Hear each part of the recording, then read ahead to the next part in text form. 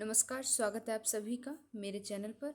आज के वीडियो का विषय है नदी के द्वीप, जो कि सच्चिदानंद हीरानंद वात्स्यायन अज्ञे की एक बहुत ही महत्वपूर्ण और सुप्रसिद्ध कविता है। आप सबने अवश्य कहीं ना कहीं इसका उद्धरण देते हुए लोगों को सुना होगा। तो आज आप भी ये कविता बहुत ही बेहतर ढंग से समझ लीजिए। इसके भावार्थ पर विस्तृत चर्चा होगी ताकि आपको इस कविता से संबंधित कोई भी डाउट या क्वेरी ना रहे। तो सबसे पहले तो जान लीजिए ये कविता किस काव्य संग्रह से संकलित है, क्योंकि आपको ये चीज़ अवश्य पता होनी चाहिए। क्योंकि जब आप कविता किस्सा प्रसंग व्याख्या करते हैं तो उसमें आपको कविता के लिए संदर्भ लिखना होता है कि ये कविता कहाँ से संकलित है या कहाँ से उद्धृत है, ये गद्यांश या फिर ये पद्यांश। कविता की बात हो रही है तो जाहिर सी बात है वो पद्यांश या फिर पद्यावरण होगा। तो ये जो रचना है या फिर ये जो कविता है अज्ञे की एक बहुत ही महत्वपूर्ण काव्य संकलन है हरी घास पर क्षण भर। हरी घास पर क्षण भर जो कि पुस्तक है, जिसको आप स्क्रीन पे देख भी सकते हैं, ये सन 1949 में प्रकाशित हुई थी। 1949 में हरी घास पर क्षण भर इस काव्य संग्रह से ये जो प्रस्तुत कविता है ये संकलित है। तो चलिए कविता का पाठ करते हुए इसको लाइन बाय लाइन मैं एक्सप्लेन करती हूँ। शुरू करते हैं वीडियो को। कविता कुछ इस तरह से है। अज्ञे जी लिखते हैं कि हम नदी के द्वीप हैं। द्वीप देखिए, समझिए, सबसे पहले मैं आपको इसका वही बता देती हूँ कि इसका शीर्षक क्या है। इसके शीर्षक की सार्थकता पर बात करना ज़रूरी हो जाता है। तो नदी के द्वीप, एक तो द्वीप जो है, नदी तो साधारण सा आपको शब्द पता होगा, इसका अर्थ द्वीप समझिए तो आप ज़्यादा बेहतर ढंग से समझिएगा। द्वीप एक ऐसा हिस्सा होता है, जैसे समझिए ये एक मिट्टी का हिस्सा है, फिर मिट्टी का टुकड़ा है जिसके चारों ओर जल भरा हुआ है। तो एक ऐसा हिस्सा जो नदी के बीचों बीच में पड़ता है और जिसके समस्त यानी चारों ओर जल से घिरा हुआ है या जल के मध्य है और जिसके चारों ओर जल भराव हो रखा है। तो वैसे किसी भी हिस्से को, वैसे किसी भी जमीन के टुकड़े को क्या कहते हैं? द्वीप कह दिया जाता है। तो ये तो द्वीप होता है। अब समझिए कविता को पढ़ते हैं। लिखा है, हम नदी के द्वीप हैं, हम नहीं कहते कि हमको छोड़कर स्रोत स्वैनी या स्रोत स्वैनी बह जाए। स्रोत स्वैनी कहते हैं नदी को। अज्ञे जी कह रहे हैं कि हम नदी के द्वीप हैं, यानी जो व्यक्ति है, इंडिविजुअल है, वो नदी के द्वीप के समान है। हम नहीं कहते कि हमको छोड़कर स्रोत स्वैनी बह जाए, यानी हमको छोड़कर नदी बह जाए, क्योंकि अगर द्वीप को छोड़कर नदी बह जाएगी, ऐसे समझिए कि जैसे कोई द्वीप है, उस स्थान पर सूखा पड़ जाता है, नदी सूख जाती है, वहाँ से जल बहना बंद हो जाता है, तो वो द्वीप जो है वो द्वीप रहेगा ही नहीं। वो भी एक जमीन का जैसा आम भूभाग होता है, आम टुकड़ा होता है, वैसा ही बनकर रह जाएगा।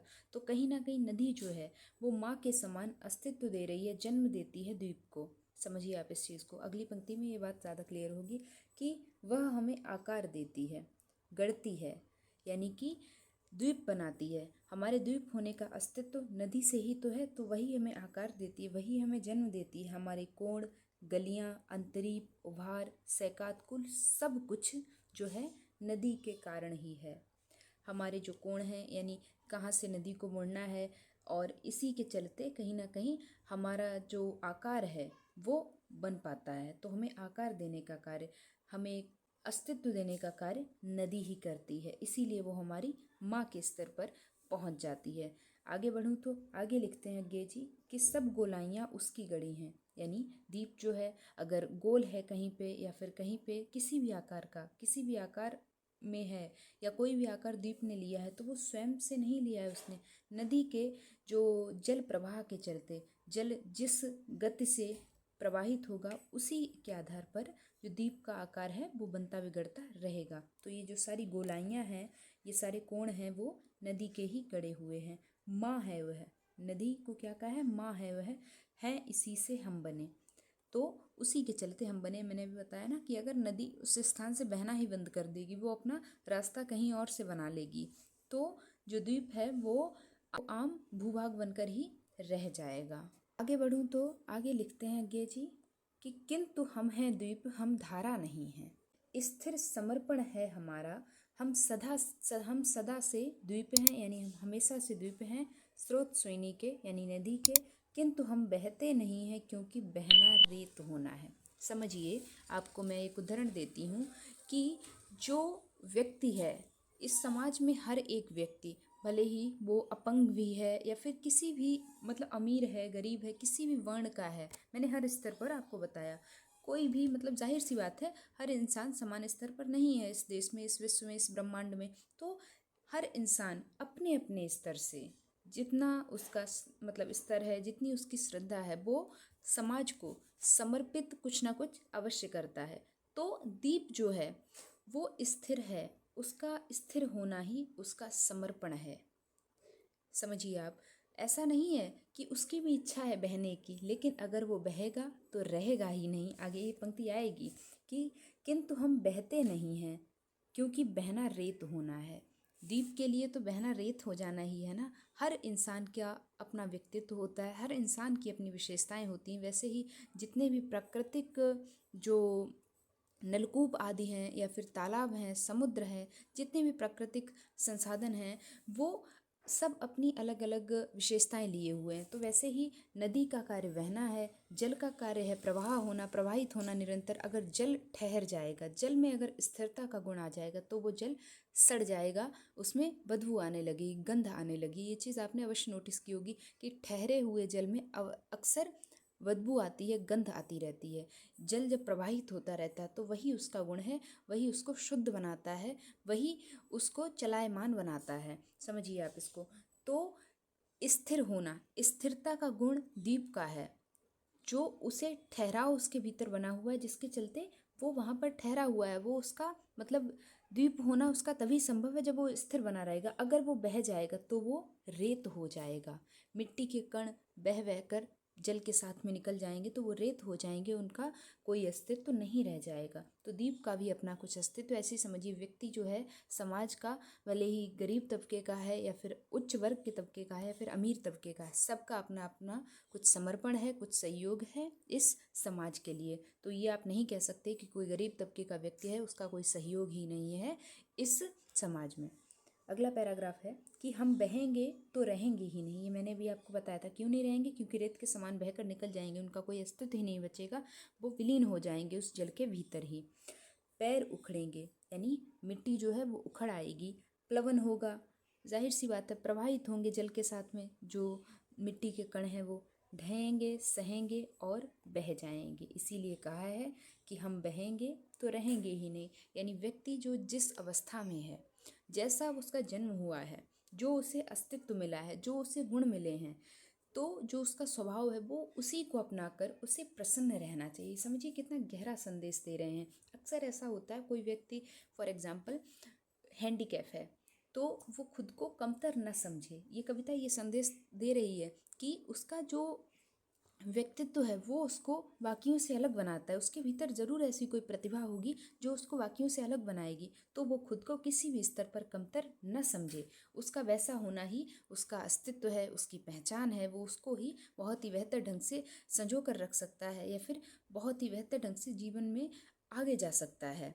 अपनी किसी भी कमजोरी को या फिर अपनी किसी भी मतलब अगर आप आर्थिक स्तर पर कमज़ोर हैं या फिर शारीरिक स्तर पर कमज़ोर हैं तो उसे कमज़ोरी मानकर अगर आप चलेंगे तो निश्चित ही आप नकारात्मक भाव से भर जाएंगे।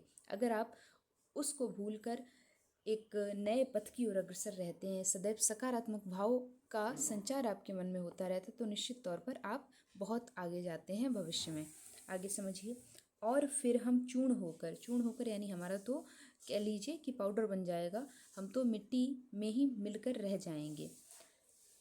और फिर हम चूर्ण होकर भी कभी यह धारा बन सकेंगे, यानी अगर हम ये भी उम्मीद रखें कि हमें तो धारा बनना है, हमें तो बहना है, हमें स्थिर नहीं रहना है, अगर हम ऐसी जिद पकड़ लें, ऐसा समझिए एक आम व्यक्ति के स्तर पर भी आप इसको रखकर सोच सकते हैं कि कोई ऐसा व्यक्ति सोचे कि मुझे तो उस स्तर का ही कार्य करना है। तो यहीं पर एक उदाहरण देते हैं कि अगर हम मतलब ये इच्छा रखेंगे कि हमें तो धारा बनना है, तो हम धारा के साथ में बहना भी शुरू कर लें, लेकिन हमारा अस्तित्व ही समाप्त हो जाएगा। फिर ना हम द्वीप रह पाएंगे और धारा तो हम बन ही नहीं सकते, क्योंकि वो हमारा गुण ही नहीं है। समझिए मिट्टी अगर बहने लगती है तो मिट्टी अगर उड़ने लगती है तो उसको कोई धारा की संज्ञा नहीं दी जाती है, वो महज कण बनकर रह जाती है, धूल बनकर रह जाती है। रेत बनकर हम सलिल को तनिक गंदला ही करेंगे। जाहिर सी बात है रेत जो होती है वो पानी में गिरती है, नदी में गिरती है, तो वो उसको गंदा ही करती है।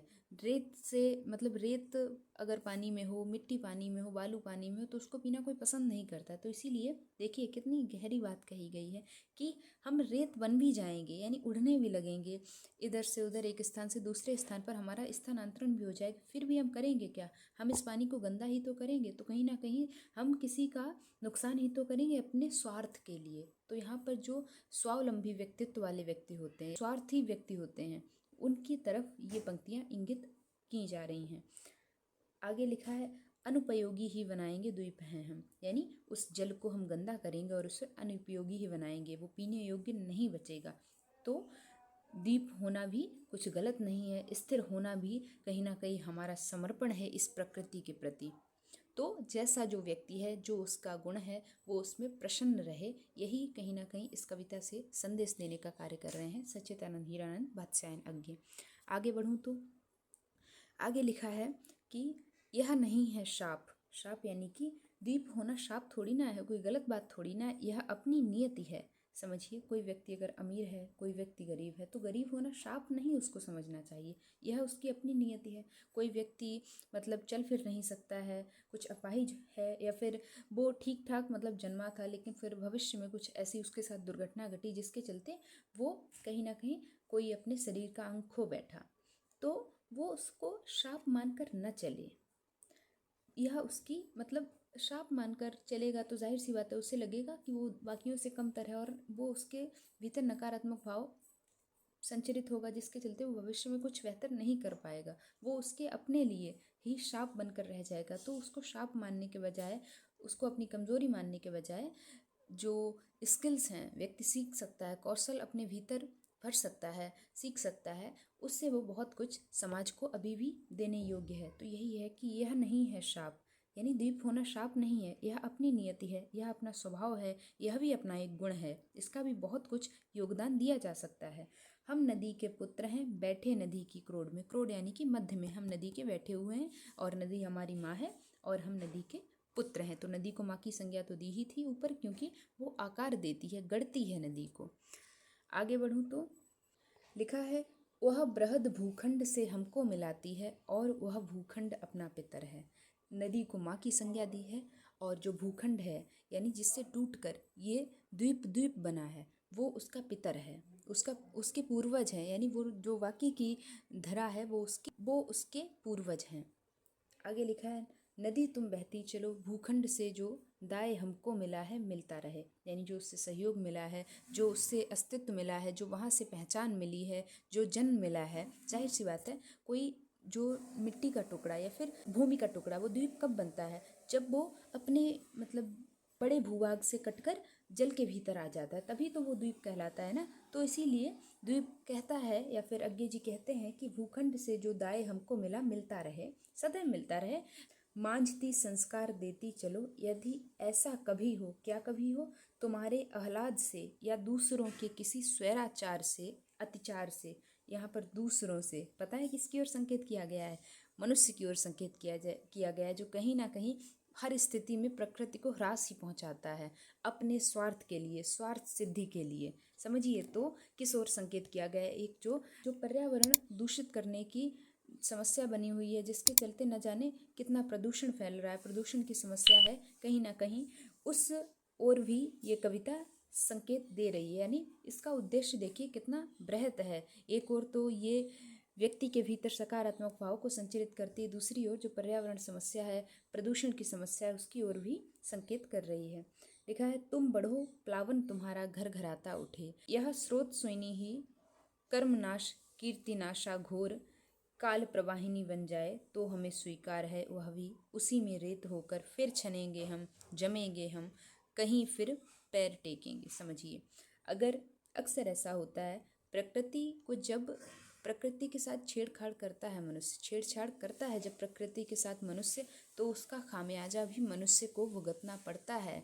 जब आप समझिए नदी की जगह पर, यानी जो नदी के बहने का स्थान है, वहाँ पर जाकर कोई अपना बंगला बना लेंगे या फिर वहाँ पर इमारत खड़ी कर लेंगे, वहाँ पर फैक्ट्री आदि खड़ी कर लेंगे, तो जाहिर सी बात है भविष्य में ऐसा दिन आएगा जब नदी को अपने बहने के लिए स्थान नहीं मिलेगा, तो वो अपने बहने के लिए स्थान उस बंगलों को तोड़कर बना लेगी, उस फैक्ट्री के बीचों बीच से बना लेगी, भले ही वो फैक्ट्री ढह जाए, क्योंकि मनुष्य की जो अराजकता है उसका कहीं ना कहीं दंड अवश्य ये प्रकृति उसको देती ही देती है। ये आज के दौर में भी आप अवश्य देखते होंगे कि बाढ़ आदि जैसी जो आपदाएं आती है उनके पीछे का कारण क्या है।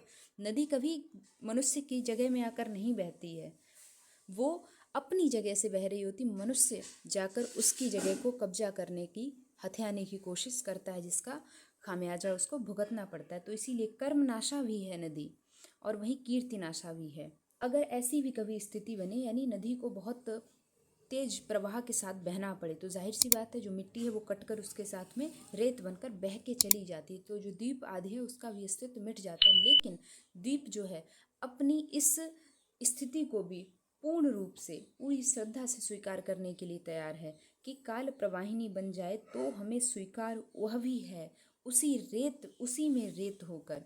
कहते हैं कि फिर छनेंगे हम, जमेंगे हम, और कहीं फिर से पैर टिका लेंगे, यानी फिर से कहीं ना कहीं हमारा नया अस्तित्व होगा, नया हमें जन्म मिलेगा, हम फिर से किसी भूभाग से जाकर मिल जाएंगे। तो हमें हर स्थिति में स्वीकार है। फिर से आप समझिए कि व्यक्ति जो है वो उसके भीतर हमेशा सकारात्मक भाव बना रहना चाहिए। कोई भी स्थिति है, मान लीजिए बिजनेस में कोई गहरा लॉस हो गया, तो उसके भीतर अगर एक सकारात्मक भाव है कि हाँ फिर से मैं उठ खड़ा होऊंगा और फिर से नया बिजनेस डालूंगा, फिर से मेहनत करूंगा, तो निश्चित तौर से वो बिजनेस ज़रूर ऊपर की ओर जाएगा। आगे बढ़ूँ तो कि फिर छनेंगे हम, जमेंगे हम, कहीं फिर पैर टेकेंगे, कहीं फिर भी खड़ा होगा नए व्यक्तित्व का आकार। समझिए, माता उसे फिर संस्कार तुम देना, यानी तुम माता हो मेरी, तो फिर से तुम संस्कार देना, फिर से तुम गढ़ने का कार्य मुझे करना। तो इस तरह से इस कविता को आप बहुत ही बेहतर ढंग से समझ सकते हैं। बाकी मैंने कुछ आपके लिए पॉइंट्स तैयार किए हैं, उन पर भी एक नज़र डाल लेते हैं। तो सबसे पहला तो मैंने आपको बताया ही था कि ये किस काव्य संग्रह से संकलित है, इसको आप नोट डाउन भी कर सकते हैं, यहाँ पे मैंने लिख दिया है। आगे बढ़ूँ तो पहला बिंदु है कि यह कविता जो है व्यक्तियों, समाज और परंपराओं के बीच संबंधों पर प्रतीकात्मक रूप से प्रकाश डालती है, इसीलिए इस कविता में प्रतीकात्मकता और विमात्मकता देखने को मिलती है। इसमें नदी को परंपराओं का प्रतीक माना गया है और द्वीप को व्यक्ति का प्रतीक माना गया। मैंने जैसा कि आपको बताया था कि यहाँ पर व्यष्टि और समष्टि के बीच जो अंतर संबंध है, व्यष्टि से तात्पर्य होता है व्यक्ति, इंडिविजुअल, और समष्टि से तात्पर्य होता है समाज। तो जो भूखंड को समाज का प्रतीक माना गया है और नदी जो है उसको परंपराओं का प्रतीक माना गया है, क्योंकि वो कहीं ना कहीं अस्तित्व देती है, गढ़ने का कार्य करती है द्वीप को। आगे बढ़ूँ तो दूसरा बिंदु है, कविता का मुख्य विचार यह है कि व्यक्ति समाज का ही एक अंग है, लेकिन सामाजिक परंपराएं उसे एक विशिष्ट व्यक्तित्व प्रदान करती हैं। जैसे एक द्वीप नदी से अलग नहीं हो सकता, वैसे ही व्यक्ति भी समाज से अलग नहीं हो सकता है। द्वीप नदी के साथ बहने के बजाय स्थिर रहता है और नदी के बहाव का हिस्सा बनता है। इसी तरह व्यक्ति को भी समाज की निरंतरता में योगदान करना चाहिए, लेकिन अपने व्यक्तित्व को बनाए रखते हुए, यानी समाज के प्रति जो दायित्व बनता है, कर्तव्य बनता है, उसका वहन हर एक व्यक्ति को करना चाहिए, अपने स्वतंत्र व्यक्तित्व को बनाए रखते हुए। यानी ऐसा नहीं है कि अगर कोई व्यक्ति समाज के प्रति समर्पित हो जाता है तो उसका अपना अस्तित्व समाप्त हो जाता है, ऐसा बिल्कुल भी नहीं है। उसका अपना अलग अस्तित्व है, उसकी अपनी अस्मिता है, अपनी पहचान हमेशा सदैव के लिए बनी रहती है। अगला बिंदु है, कविता में कवि यह दर्शाता है कि दीप बनना कोई अभिशाप नहीं है, बल्कि यह व्यक्ति का भाग्य है। व्यक्ति को समाज में रहकर ही विकास करना चाहिए और समाज ही व्यक्ति के व्यक्तित्व का निर्माण भी करता है। कवि ने स्वयं कहा है कि किंतु हम हैं दीप, हम धारा नहीं हैं, हम बहेंगे तो रहेंगे नहीं। इससे यह स्पष्ट है कि कवि अपनी व्यक्तित्वता को सुरक्षित बनाए रखना चाहता है। मध्यम वर्गीय बुद्धिजीवी व्यक्ति भीड़ से अलग होकर रहकर जीना चाहता है। वह इस अकेलेपन को अपनी नियति मानकर उसे स्वीकार कर लेता है, उसी में अपने जीवन की सार्थकता भी देखता है। फिर भी वह अपने आप को समाज का अंग मानता है। नदी ही, यहाँ पर नदी होगा, नदी ही उसे जन्म देती है, किसे, द्वीप को आकार देती है और वह उसी का पुत्र है। तो अगला और अंतिम बिंदु है कि जिस प्रकार नदी के भीतर रहकर भी द्वीप का अपना स्वतंत्र अस्तित्व होता है, उसी प्रकार समाज में रहकर भी व्यक्ति का अपना स्वतंत्र अस्तित्व और महत्व होता है। अगर कभी द्वीप उखड़ जाए, रेत बन जाए, तब भी नदी एक नए द्वीप का निर्माण करती है। उसी प्रकार समाज में व्यक्ति के व्यक्तित्व का निर्माण बार बार निरंतर होता रहता है, होता रहेगा। व्यक्ति और समाज दोनों एक दूसरे के पूरक हैं, एक दूसरे के लिए अनिवार्य हैं। अरस्तु यानी कि एरिस्टोटल ने कहा भी है कि मनुष्य एक सामाजिक प्राणी है। तो कहीं ना कहीं अज्ञे की जो ये कविता है नदी के द्वीप और यह द्वीप अकेला, नदी के द्वीप और यह द्वीप अकेला, दोनों कविताएं समान संदेश देती हुई नजर आती हैं। इससे आप दोनों कविताओं को रिलेट करके भी बहुत ही बेहतर ढंग से समझ सकते हैं और लिखकर आ सकते हैं। समाज में व्यक्ति का व्यक्तित्व संस्कारित होता है। व्यक्ति को संस्कार तो समाज से ही मिलते हैं ना। व्यक्ति के महत्व को स्वीकार किया जाना आवश्यक है और व्यक्ति का अपना अस्तित्व होना भी आवश्यक है। तो इस तरह से आप बेहतर ढंग से इस कविता को आई होप आप समझ गए होंगे। बाकी अगर कोई डाउट या क्वेरी है तो उसके लिए कमेंट सेक्शन हमेशा ओपन रहता है। आप कमेंट करिए, आपको रिप्लाई भी यहाँ से मिलता है। और अगर मुझसे 1-to-1 कनेक्ट करना चाहते हैं, कोई सुझाव लेना चाहते हैं, तो उसके लिए आप मुझसे इंस्टाग्राम पर कांटेक्ट कर सकते हैं, जिसकी लिंक आपको वीडियो के डिस्क्रिप्शन बॉक्स में मिलेगी। तो अपने फ्रेंड्स के साथ में वीडियोज़ को शेयर ज़रूर करें और अगर वीडियोज़ हेल्पफुल और इन्फॉर्मेटिव लगते हैं तो लाइक करना तो बनता है। चैनल को सब्सक्राइब करें। Thanks for watching this video.